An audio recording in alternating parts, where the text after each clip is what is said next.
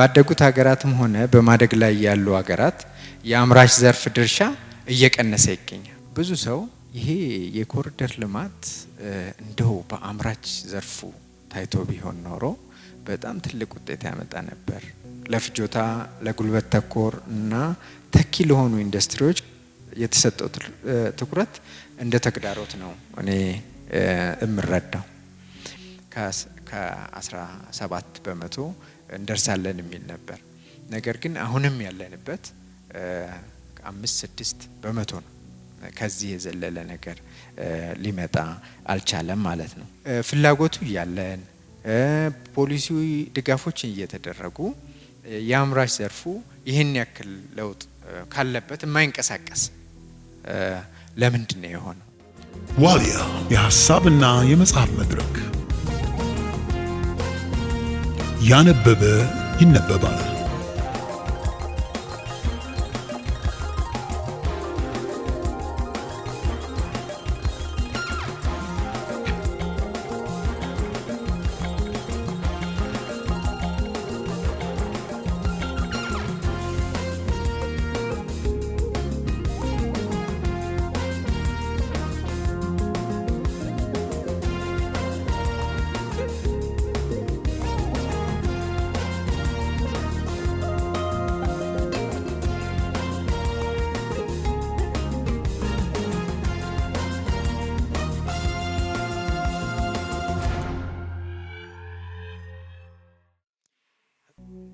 ክቡራትና ክቡራን የዚህ ታላቅ የሐሳብ ገበያ መድረክ ተሳታፊዎች፣ ምሁራን፣ የጽሑፍ አቅራቢዎች፣ ታዳሚያን ሁሉም በየደረጃችሁ በተለይ ደግሞ ወጣቶች አዘጋጆች ጭምር በቅድሚያ እንኳን ወደ ዋልያ የሐሳብና የመጽሐፍ መድረክ በሰላም መጣችሁ ለማለት እወዳለሁ።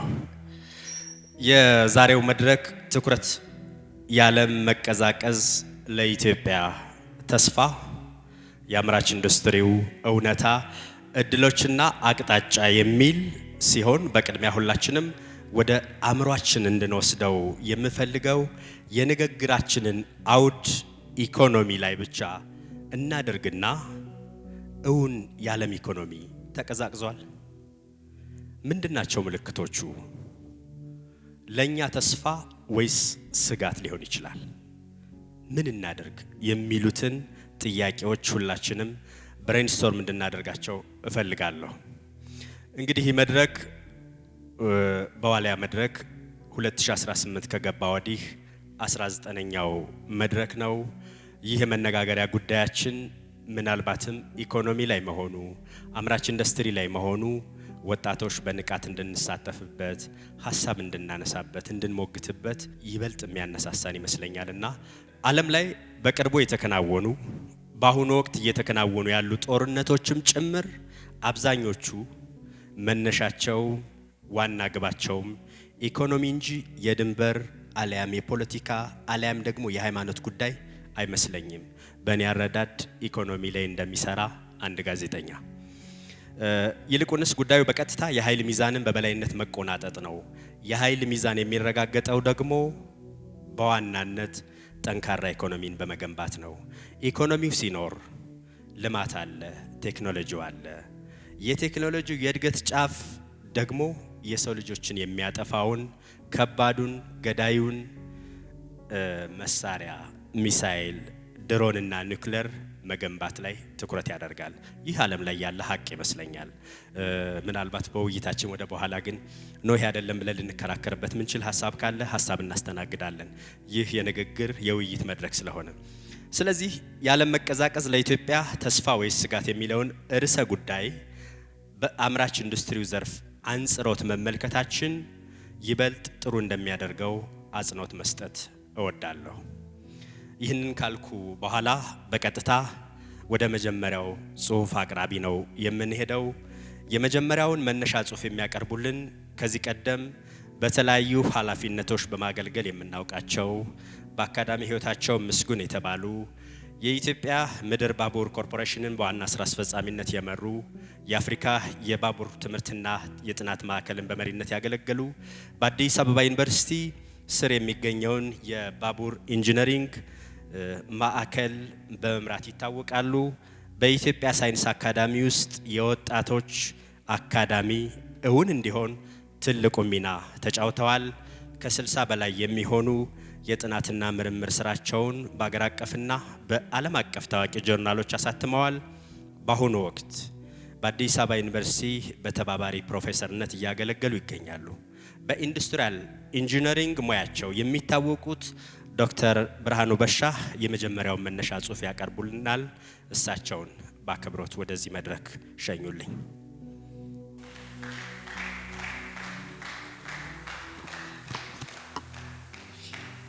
እንዴት ዋላችሁ? እንግዲህ አብርሃም ስላስተዋወቀኝ በጣም አመሰግናለሁ። አዘጋጆችንም ይሄንን በአምራች ኢንዱስትሪ ላይ በተለይ ውይይት እንድናረግ ይህን ዝግጅት ስለ አዘጋጁ ማመስገን ፈልጋለሁኝ።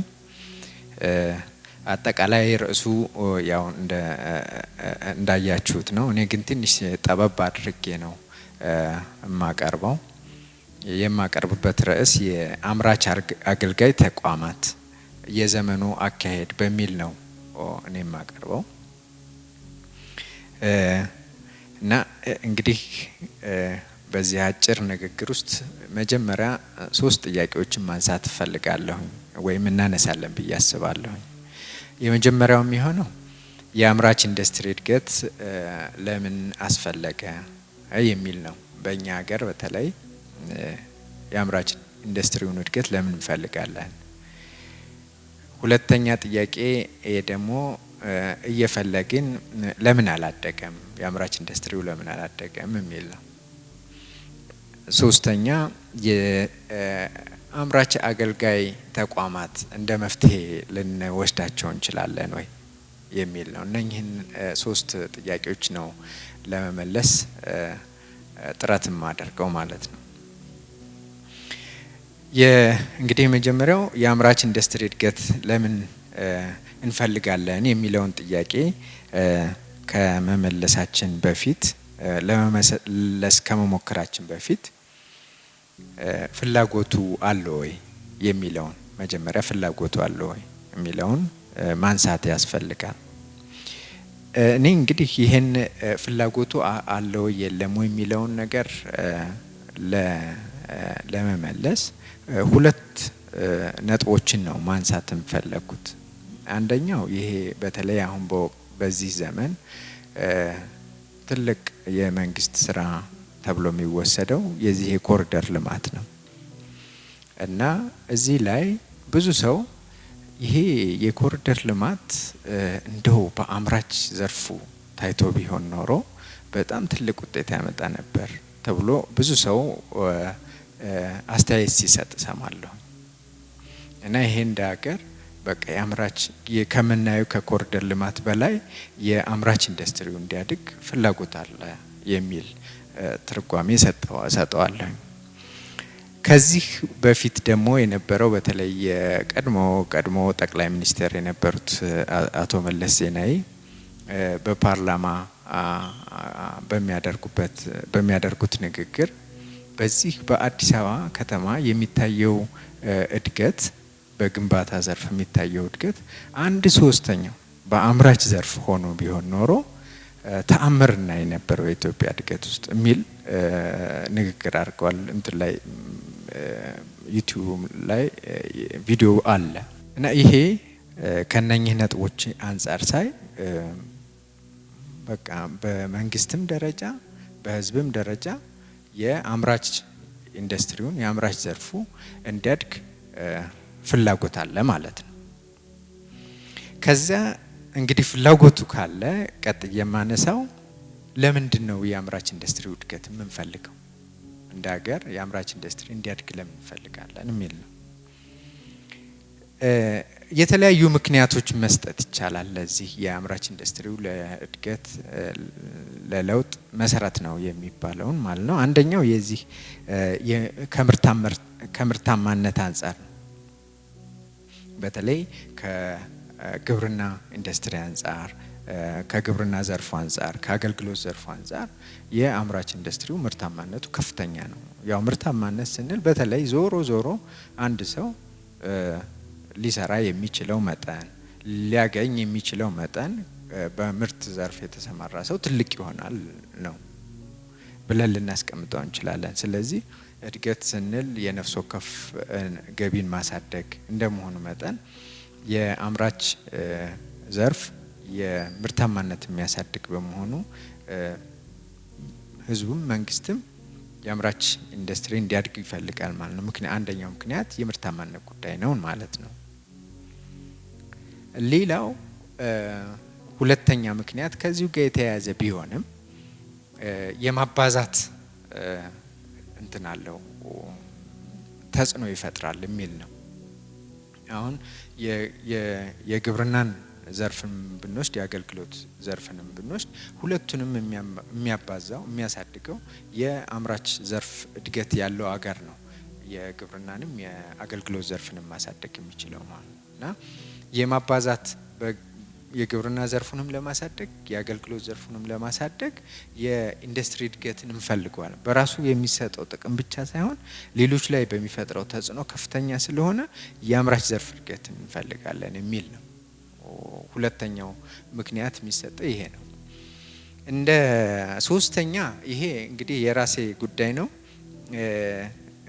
እኔ የአንድ ሀገር እድገት የብልሃት ክምችት ነው ብዬ ነው ማስበው ማስቀምጠው እና ከዚህ አንፃር የአምራች ኢንዱስትሪው በጣም ብዙ ብልሃት ያለው የብልሃት ክምችት የሚኖርበት ቦታ ነው እና ብዙ የብልሃት ክምችት በሚኖርበት ጊዜ ፈጠራንም ለማምጣት ለውጥንም እድገትንም ለማምጣት መሰረት ይሆናል የሚል ነው እና እንደ ሶስተኛ ምክንያት ማቀርበው ይሄንን ነው።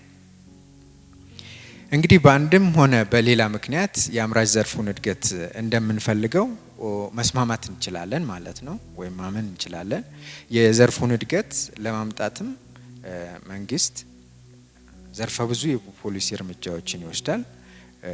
በቅርብ ጊዜ ያሉትን እንኳን ብናነሳ በተለይ የኢንዱስትሪ ፓርኮችን መስፋፋት እንግዲህ በየአካባቢው ብዙ ገንዘብ የወጣባቸው ትላልቅ የኢንዱስትሪ ፓርኮች ተገንብተዋል።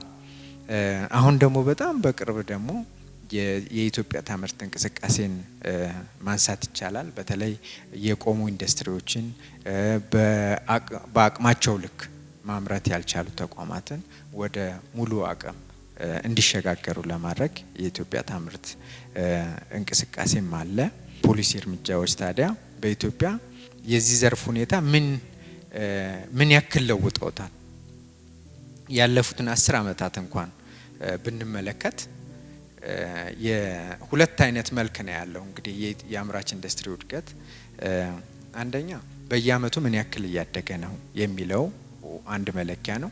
ሁለተኛው ደግሞ ከአጠቃላይ አገራዊ ገቢ ምን ያክል ድርሻ ይወስዳል የሚለው ነው። እንግዲህ ሁለት መልክ ያለው ነገር ነው የአምራች ኢንዱስትሪ ብዙ ጊዜ እንደሚባለው ማለት ነው። በየአመቱ ያለው እድገት ከሌሎች ከግብርና ከአገልግሎት ዘርፍም ከፍተኛ ነው። ከ10 በመቶ በላይ ነው። የ10 አመቱን የባለው ወደ ኋላ 10 አመት ብንወስድ እንኳን በአማካኝ ከ10 በመቶ በላይ ይሆናል። ከአጠቃላይ ግን ይሄ እንግዲህ ከ10% በመቶ በላይ ከሆነ ትልቅ ውጤት ነው ማለት ነው። እድገት እያሳየ ነው የሚለውን ያመለክተናል።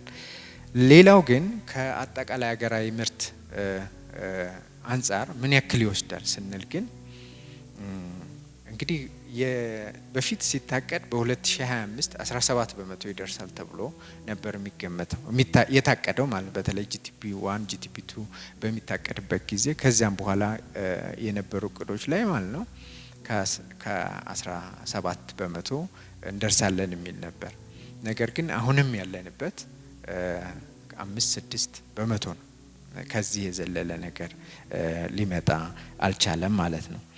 እንግዲህ ፍላጎቱ ያለን ፖሊሲ ድጋፎች እየተደረጉ የአምራች ዘርፉ ይህን ያክል ለውጥ ካለበት የማይንቀሳቀስ ለምንድን ነው የሆነው የሚለውን የተለያዩ ምክንያቶች ሊቀርቡ ይችላሉ። ብዙ ነገር ማንሳት የምንችል ይመስለኛል ከተለያየ አንፃር ማለት ነው።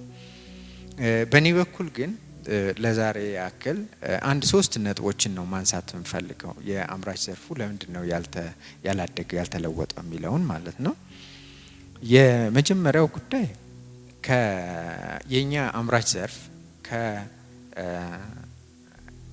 ከካፒታል ምርት ይልቅ የፍጆታ ምርት ላይ ትኩረት የሚያደርግ በመሆኑ ነው የሚል ነው።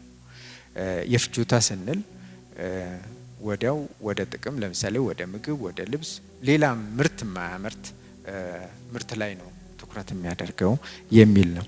እንዲሁ ይሄን ለማሳየት ያክል በኢትዮጵያ ውስጥ ለአምራች ዘርፍ ከሚመደበው ገንዘብ ውስጥ ወይም ከሚወጣው ኢንቨስት ከሚደረገው ሀብት ውስጥ ገንዘብ ውስጥ 80% የሚሆነው ገንዘብ የሚውለው በፍጆታ ምርት በሚያመርቱት ኢንዱስትሪዎች ላይ ነው። ማለት ይሄን ስላችሁ እንደው በጣም የተለየ ነገር እያወራሁ እንዳይመስላችሁ። የፍጆታ ስንል የምግብ ኢንዱስትሪ ቅድሚያውን ይወስዳል። ብዙውን የአምራች ኢንዱስትሪ ከምንለው ትልቁን ድርሻ የሚወስደው የአምራች የምግብ ኢንዱስትሪ የምንለው ነው፣ የምግብና መጠጥ። ከዛ ቀጥሎ ደግሞ የቴክስታይልና ጋርመንት የምንለው እነኚህ ማለት ወዲያው ወደ ፍጆታ የሚሄዱ እንጂ ሌላ ምርት የሚያባዙ አይነት መሳሪያ ኢኩዊፕመንት አይነት አይደሉም እንደማለት ነው። አንዱ ችግር እሱ ነው መሰረታዊ ችግር የሚመስለኝ። ከዛ ቀጥሎ የማነሳው ከግንባር ቀደም ቴክኖሎጂ ይልቅ የጉልበት ቀላልና ጉልበት ተኮር ኢንዱስትሪ ላይ ትኩረት ማድረጋችን ነው የሚል ነው ሌላው ችግር የሚመስለኝ። እኔ እንዳየሁት አሁን በተለይ የሚወጡ ጥናቶች ግንባር ቀደም ኢንዱስትሪዎች ላይ ትኩረት የሚያደርጉ ለምሳሌ የሞባይል ላይ ድሮን ላይ እንደዚህ የዲጂታል የመሳሰሉ ቴክኖሎጂዎች ላይ ትኩረት የሚያደርጉ አገራት በፍጥነት የማደግ በፍጥነት ዘርፉን የመለወጥ እድላቸው ከፍተኛ ነው የሚል ነው። ያኛው ግን እንግዲህ የድሮ አካሄድ አለ። አውሮፓ ያደገው የአምራች ዘርፉን የቀየረው የዚህ የጫማ ስራ የልብስ ስራ ላይ ትኩረት አድርጎ ነበረ እና ከዛ አውሮፓ ደግሞ ትንሽ እያደገ ሲሄድ ወደ ኤዥያ ሄደ። ኤዥያ ደግሞ እያደገ እየተለወጠ ስለሆነ ወደ አፍሪካ ይመጣል የሚል እሳቤ አለ።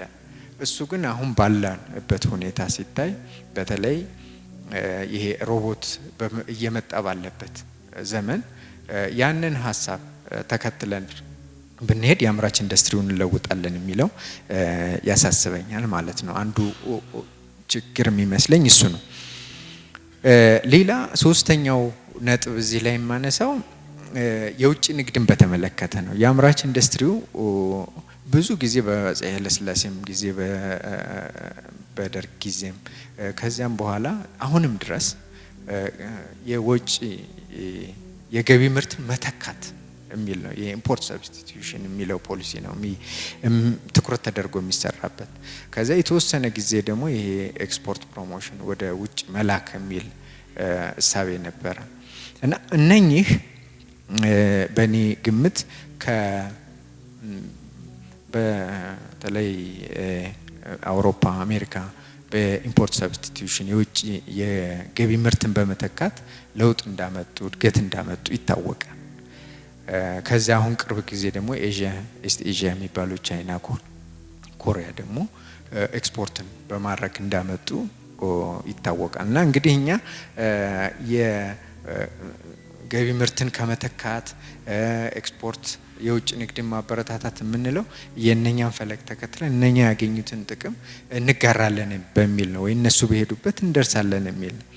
አሁን ግን ያለው እኔ እንደምረዳው እና እንዳጠናሁት ከሆነ ከኢምፖርትም ከኤክስፖርትም በላይ የሉላዊ ምርት የግሎባል ማርኬት ግሎባል ምርት የሚል ላይ ነው ያለው የሚል ነው እና ይህ ግሎባል ማርኬት እና ግሎባል ምርት ስንል ግን የአንድ አገር ሕግ ስርዓት ውስጥ የማይካለል ማለት ነው። ማለት አሁን ለምሳሌ ሞባይልን ብንወስድ አንድ ሞባይል ምርት የት ነው የሚመረተው ብለን አንድ ወይ ሁለት ሶስት አገር ልንጠራ አንችልም። ከ50-60 በላይ ሀገር ሊሳተፍበት ይችላል ማለት ነው። እና እዚያ ውስጥ የሚኖረን ድርሻ ነው እንጂ የምርት መተካት ወይም አንድ ምርት ኤክስፖርት ማድረግ ብቻ የዓለም አቀፍ ተወዳዳሪነትን አያመጣም የሚል ነው። እና እኛ ግን ትኩረት ያደረግነው አሁንም ትኩረት የምናደርገው በእነኚህ ኋላ ቀር በሆኑ የእድገት የፖሊሲ አቅጣጫዎች ነው የሚል ሀሳብ ነው ያለን። እነዚህ እንግዲህ ችግሮች በአጭሩ ያነሳቸውን ችግሮች ለመፍታት የተለያዩ መፍትሄዎች ማቅረብ ይቻላል። በእኔ በኩል ዛሬ እንግዲህ ላነሳ የፈለኩት የአምራች አገልጋይ ተቋማት የኢትዮጵያ አምራች ዘርፍም በማሳደግ ረገድ የሚኖራቸውን አስተዋጽኦ ለማየት ነው ወይም ለማቅረብ ነው። የአምራች አገልጋይ ተቋማት ለአምራች ዘርፍ የሚኖራቸውን አስተዋጽኦ ከመናገር በፊት ስለ አምራች አገልጋይ ራሱ በቅድሚያ መረዳት ያስፈልጋል። እንግዲህ የአምራች አገልጋይ የሚለው ምን ማለት ነው ከሚል ልንነሳ እንችላለን። በቅድሚያ አምራች አገልጋይ ተቋማት እነማን ናቸው የሚለውን ጥያቄ መመለስ ያስፈልጋል። እነዚህ ተቋማት እንደው ባጭሩ ማምረትንም አገልግሎት መስጠትንም በጥምር የያዙ ተቋማትን ያመለክታል። ያው ስሙም አምራች አገልጋይ የሚል ስለሆነ ማለት ነው። አምራች አገልጋይ የሚለውን ቃል በእንግሊዘኛ ምንድነው የሚል ጥያቄ ቢነሳ እኔ ይህን አምራች አገልጋይ የሚል ሀሳብ ያመጣሁት የሰርቪሲፊኬሽን ከሚል ኮንሰፕት ነው። ግን የሰርቪሲፊኬሽን የሚለው በምርት ውስጥ አንድ በምርት ሰንሰለት ውስጥ የዲዛይን ስራ አለ፣ የምርት ስራ አለ፣ ከዛ ደግሞ የማርኬቲንግ ስራ አለ። አሁን ሰርቪሲፊኬሽን የሚባለው ብዙውን ጊዜ እነኚህን የዲዛይን እና የማርኬቲንግ ስራዎችን ትኩረት አድርጎ የሚሰራ ነው። ግን እዚህ ላይ እኔ ለማንሳት የምፈልገው ከዚህ ሀሳብ የዘለለ ጉዳይ ነው። በመሰረቱ የአምራች አገልጋይ ተቋማት በምርትና በአገልግሎት መስተጣምር የሚፈጠሩ ተቋማት ናቸው። ምርትና አገልግሎት ያን ያክል አይለያዩ ማለት አንድ ምርት የምንለው ነገር በውስጡ የራሱ የሆነ የአገልግሎት ይዘት አለ።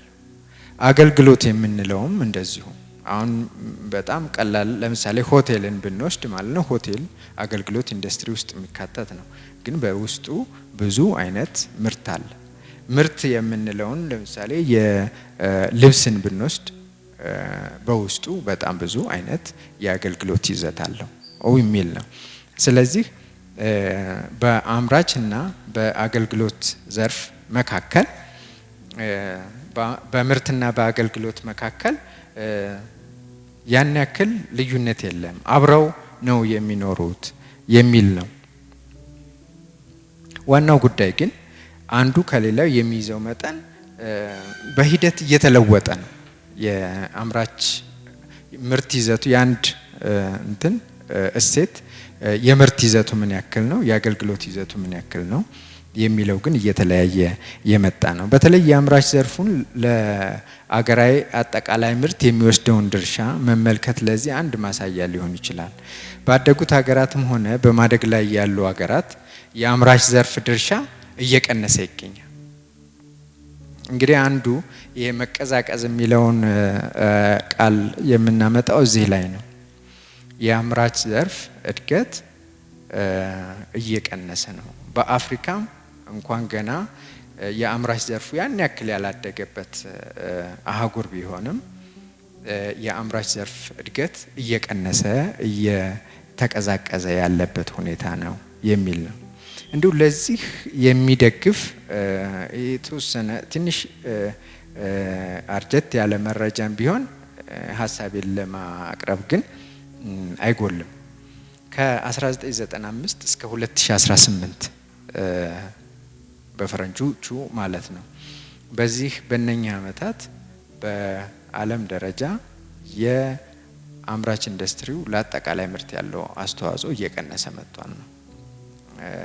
አሁን በዓለም ደረጃ በ1995 19.4 በመቶ የሚይዝ ነበር። ከዛ ግን በ2018 16.3 ይሄ ማለት ወደ 3 በመቶ ድርሻው ቀንሷል ማለት ነው። ልክ እንደዚሁ በአሜሪካ ብናይ ከ16.3 ወደ 11.5 ይሄ ማለት ወደ 4 በመቶ ቀንሷል ማለት ነው። በእንግሊዝ ብናይ ከ15.5 ወደ 8.8 ይሄ ደግሞ በእንግሊዝ ደግሞ ወደ 7 ያክል ቅናሽ አሳይቷል ማለት ነው። በቻይና ራሱ ቻይና በ95 32.6 ነበር። በ2018 ግን 29.4 ይሄም 3 በመቶ በቻይና እንኳን እያደገ ነው በሚባል ሀገር እንኳን 3 በመቶ ቅናሽ አሳይቷል። ያድጋል በምንለው በእኛ አህጉር ከሳህራ በታች ባሉ የአፍሪካ ሀገሮች ደግሞ ስንወስድ ከ14.24 ከነበረው ወደ 10.9 ወርዷል።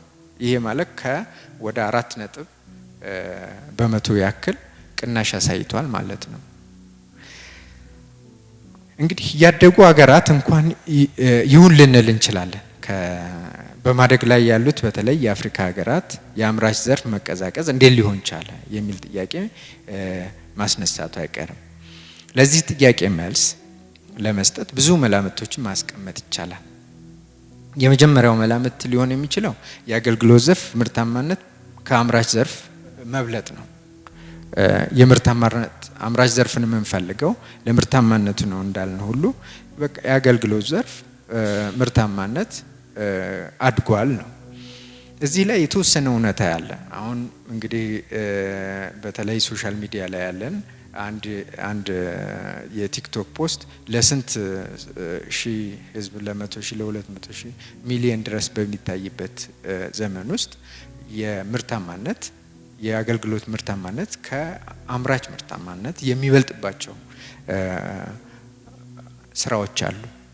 ግን በአጠቃላይ ሲታይ ግን የአገልግሎት ዘርፍ ከአምራች ዘርፍ ምርታማነት ይበልጣል የሚል ሀሳብ የለም። ሌላው የአምራች አገልጋይ ተቋማት መበራከት ሌላው መላምት ሊሆን ይችላል። ይህም በአንድ በኩል የምርት ይዘታቸው ከፍተኛ ሆኖ የአገልግሎት መጠናቸው አነስተኛ የነበሩና በአምራች ዘርፍ የሚመደቡ ተቋማት የአገልግሎት ይዘታቸውን ከመጨመር ጋር ይያያዛል። ለዚህ ብዙ ምሳሌ መስጠት እንችላለን። አንደኛ አሁን እዚህ ላይ የማነሳው የዚህ የኮምፒውተር አካላትና ሌሎች ማሽኖችን የሚሰራው የአሜሪካን ኩባንያ የሆነው አይቢኤም ኮምፒውተር በማምረት እና ሌሎች ማሽነሪዎች በማምረት የሚታወቅ ነው። አሁን ግን አምራች ሳይሆን አገልግሎት ሰጪ ተቋም ነው። ይሄ እንግዲህ የአገልግሎት መጠኑ እየበዛ በመምጣቱ ወደ ከአምራችነት ወደ አገልግሎትነት የተቀየረ ማለት ነው። ሌላ የአውሮፕላን አካላትን ኢንጂን የሚያመርት ዋና የአውሮፕላን ኢንጂንን የሚያመርት የሮልስ ሮይስ የሚባል የእንግሊዝ ውስጥ ያለ ተቋም አለ። እሱ አምራች ነው። ግን አሁን የሚከተለው እንትን ኢንጂንን መሸጥ ለቦይንግ ወይንም ለኤርባስ መሸጥ ሳይሆን ቶታል ኬር በሚል የትም ይሸጥ ኢንጂኑን ራሱ ማኔጅ ያደርጋል። የትም ይብረር ምንም ያክል ይስራ የራሱ የጥገና ማዕከሎች ዓለም ላይ ዘርግቶ ምርቱን ራሱ የሚከታተልበት ማለት ነው። ልክ እንደዚሁ የተለያዩ ምርቶችንም አሁን ለምሳሌ የልብስ ኪራይ ሁላ አለ። እንግዲህ ልብስ አሁን ገዝቶ ባለቤት መሆን የልብስ ባለቤት መሆን ሁላ የማያስፈልግበት ጊዜ ላይ ነው የደረስነው። አምራቹ የልብሱ ባለቤት ይሆናል፣ እንደየአስፈላጊነቱ ያከራያል እና ከምርቱ በላይ አገልግሎቱ እየሰፋ እየበዛ የመጣበት ነው ማለት ነው። ሌላ ሶስተኛ ማቀረው የዓለም አቀፍ እንትን አምራች የነበረው የአፕል ኩባንያ ነው። አፕል ሲመሰረትም እንደምታውቁት ኮምፒውተር አምራች ድርጅት ነበር። አሁን ግን የሚሰጠው የአፕ ስቶር አለው።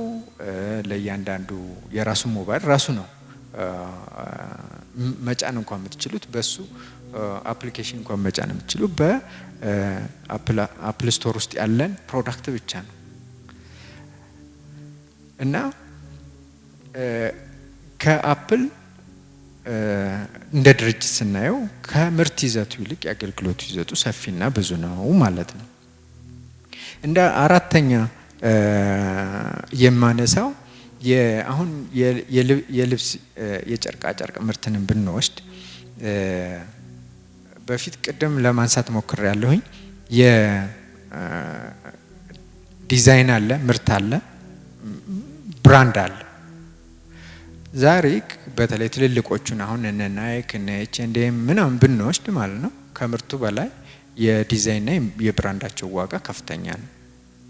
ስለዚህ አጠቃላይ ይሄ እነኚህ ኩባንያዎች ናይክን ብንወስድ ከምርቱ በላይ ምርቱን እንዲያውም አውትሶርስ አድርጎ ለሌላ ሰርቶ ብራንዱና ዲዛይኑን የሚሸጥበት ሆኗል ማለት ነው። ይሄ እንግዲህ አንዱ ዘርፍ ነው። የአገልግሎት ዘርፍ እንዲያድግ የአምራች አገልጋይ ተቋማት መጠናከር ነው የሚል ነው።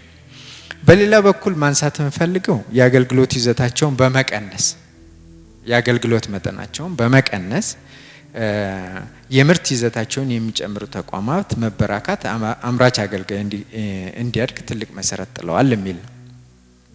ከዚህ አንጻር የሚነሳው የግንባታው ዘርፍ ነው። ግንባታ ለንግድ የማይቀርብ አገልግሎት የሚባል ነው። በአጠቃላይ የኢንዱስትሪ ዘርፍ ውስጥ አምራች ባይሆንም ኢንዱስትሪ ዘርፍ ውስጥ ነው የሚካተተው። ግን በአጠቃላይ ሲታይ የግንባታ ዘርፍ ነን ትሬደብል የሆነ ሰርቪስ ነው የሚባለው እና ከህንፃ ግንባታ ጀምሮ ትላልቅ መሰረተ ልማት የባቡር፣ የመንገድ፣ የግድብ ለግብርና የሚውሉ ግድቦችንም ጨምሮ ማለት ነው። እነኚህ ሁሉ በግንባታ ዘርፍ ውስጥ የሚጠቃለሉ ናቸው። ሆኖም በግንባታም ሆነ በልማቱ ውስጥ የምርት ይዘት እያደገ መምጣት የአምራች አገልጋይ ዘርፍ ትልቅ መሰረት ናቸው። በሂደትም ግንባታ ብዙ ምርትን የማቀናጀት ስራ እየሆነ መጥቷል። በራሱ ማለት አንድ ፕሮጀክት ላይ ሄዳችሁ በምትሰሩበት ጊዜ እንደ አገልግሎት ስለሚወሰድ ማለት ነው። ከዚህ በመነሳት እንግዲህ እነኚህን የምርት ይዘታቸው በመቀነስ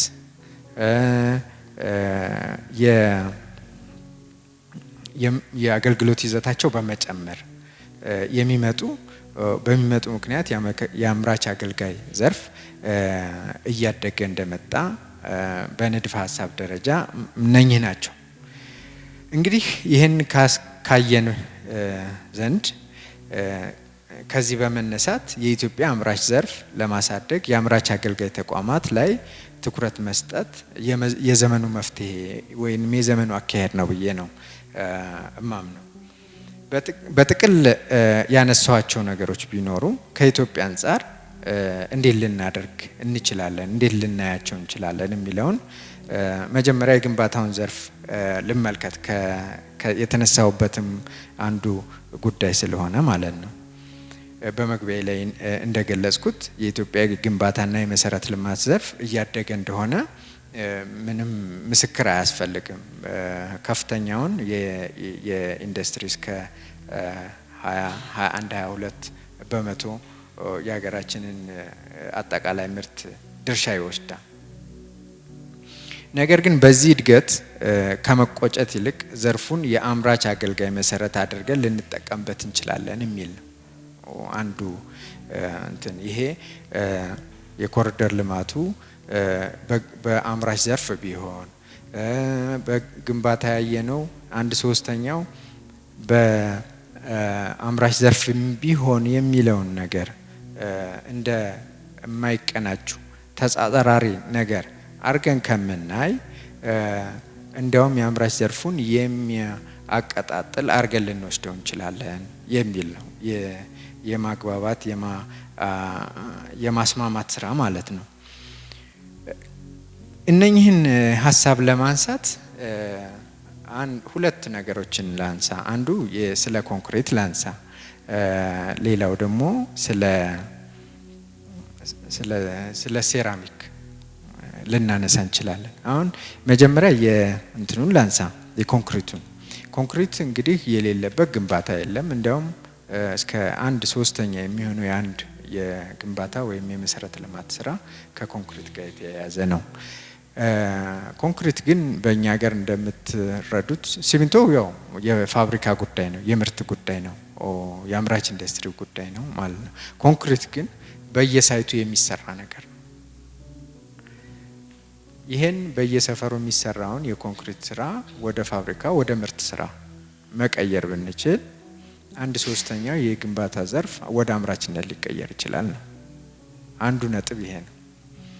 ሌላው አሁን ያነሳሁት የሴራሚክ ነው። እንግዲህ መንግስትም ሰሞኑ ቅርብ ጊዜ ወዲህ የሴራሚክ ምርት የሚያመርት ተቋም ይመሰረታል ሲባል ሰምቻለሁ በሚዲያ እና ይሄ የሴራሚክ ምርት ከውጭ ከምናመጣ በአብዛኛው ሴራሚክ እንዲህ ከውጭ የሚመጣ ነው። ከውጭ ከሚመጣ ሀገር ውስጥ የሚመረት ከሆነ የአምራች ኢንዱስትሪ ይሆናል ማለት ነው። ከውጭ የምናመጣው ከሆነ ግን ትሬድ ነው፣ አገልግሎት ነው የሚሆነው ማለት ነው። እነኚህን ነገሮች ብንቀይር የግንባታውን ዘርፍ የአምራች ኢንዱስትሪ መሰረት ማድረግ ብንችል የአምራች አገልጋይ ጽንሰ ሀሳብም ማየት ብንችል የአምራች ዘርፉ ይለወጣል የሚል ነው። ይህ ሲባል ግን የአምራች እንትኑን የግንባታ እንትኑን የግንባታ ዘርፉን የተወሰነ መጠኑን በአምራች መመደብ ማለት አይደለም። ይህ ሲባልም የእሴት ሰንሰለትን የውጭ ምርትን የሚመተካት ማለት አይደለም። ከምንሰራው ስራ ውስጥ የአምራች አገልጋይ ይዘትን መጨመር ነው የሚል ነው ትኩረት እንዲደረግበት የምፈልገው ማለት ነው። እንግዲህ ከግንባታው አልፈን የአገልግሎት ዘርፍን የሚያበዙ ተቋማትን እንመለከት እንችላለን።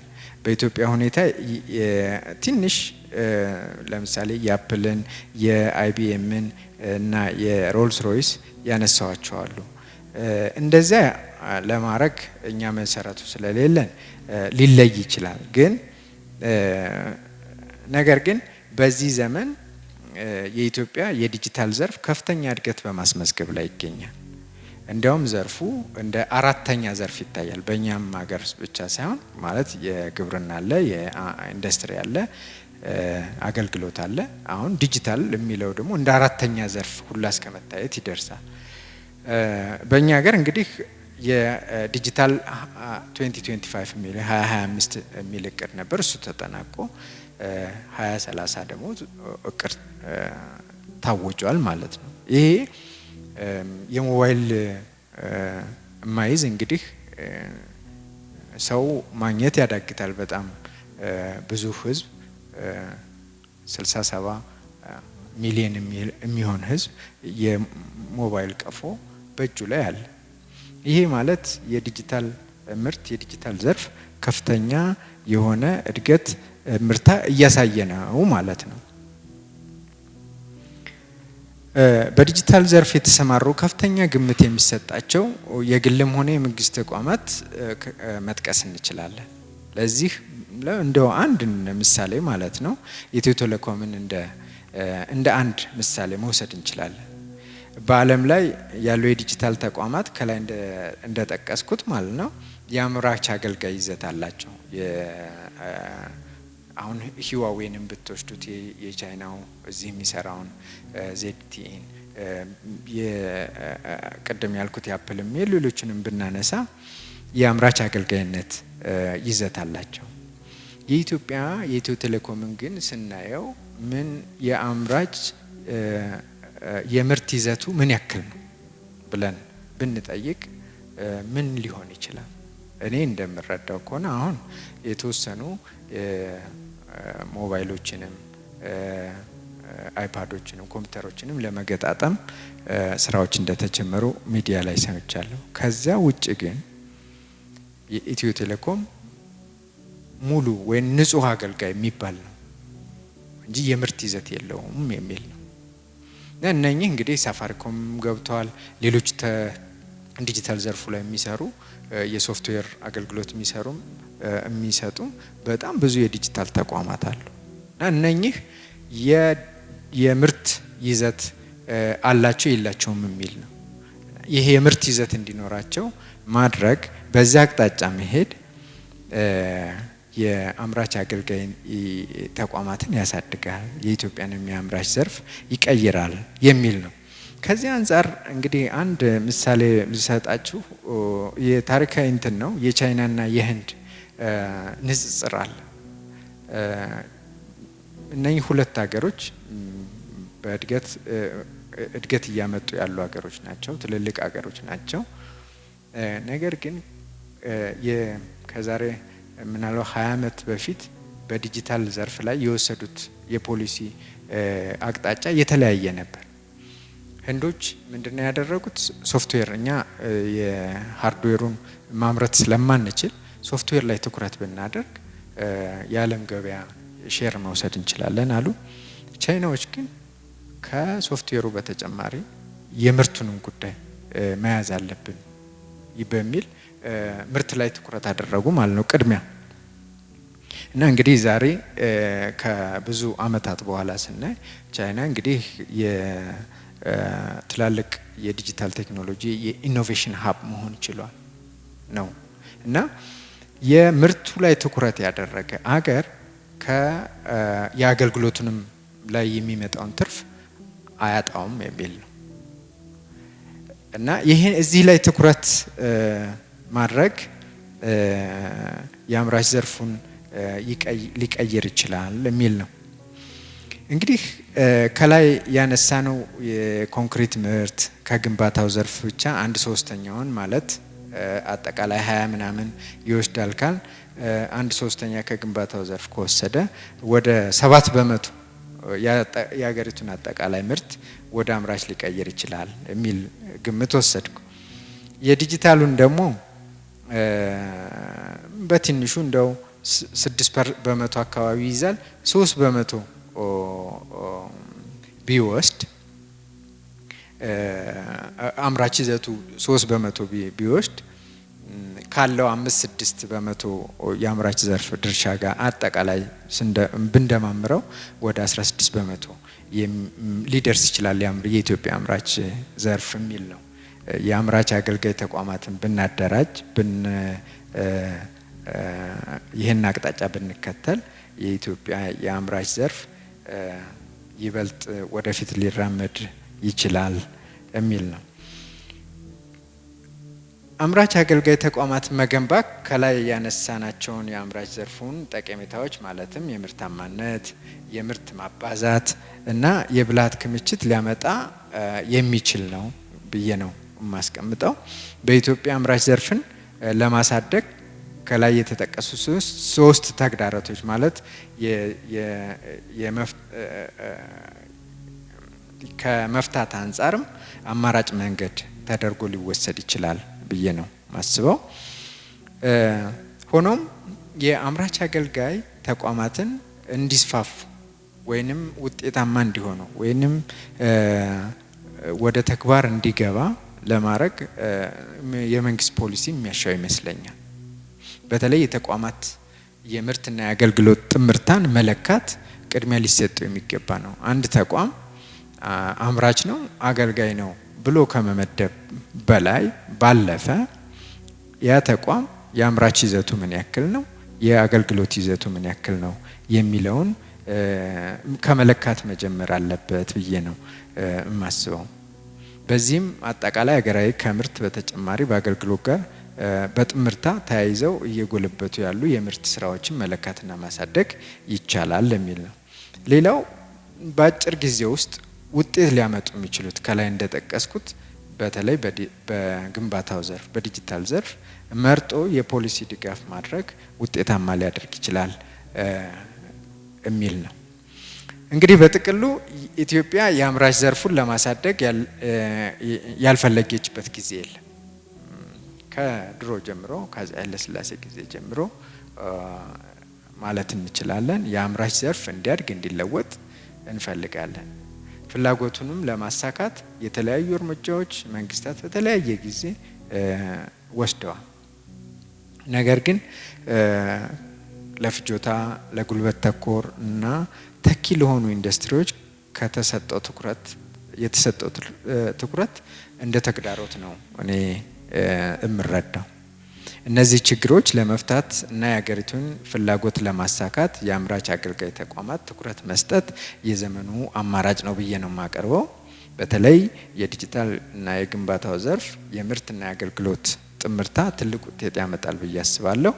በሚገባ ከተያዘ የአምራች ዘርፉን ይዘት በአጭር ጊዜ ውስጥ እስከ 16% ሊያደርሰው ይችላል ብዬ ነው የማስበው። ይህን የተዘጋጀውበት አመሰግናለሁ። እሺ ዶክተርን ከልብ እናመሰግናለን። ምናልባት በጽሁፋቸው የአምራች ኢንዱስትሪውን ከአምራችነትም ከፍ ብለው ከአገልግሎት ጋር አያይዘው አንስተውታል። ምናልባት ዶክተር ያዩበት አውድ ከኢትዮጵያም በላቀ መልኩ በዓለም ላይ ያለውን ተሞክሮ ተንተርሰው የሰሩት እንደሆነ እገምታለሁ። ምክንያቱም ቅድም ሲያነሱ አንዳንድ ነጥቦችን ለምሳሌ ኢትዮ ቴሌኮም ያለበትን አሁን ደረጃ ስንመለከት ሪል አምራች ነው አይደለም። እኔ አምራችነቱ እየታየኝ አይደለም። ነገር ግን እሳቸው ባቀረቡበት አውድ ኢትዮ ቴሌኮም መስራት ባለበት ልክ አምራችም አገልግሎት ሰጭም መሆን አለበት የሚለውን ሀሳብ እንድንወስድ በአጽንኦት እንድንመለከተው እድል የሰጠ ጽሁፍ ነው ብዬ አምናለሁ። ዶክተርን በድጋሚ ከልብ አመሰግናለሁ።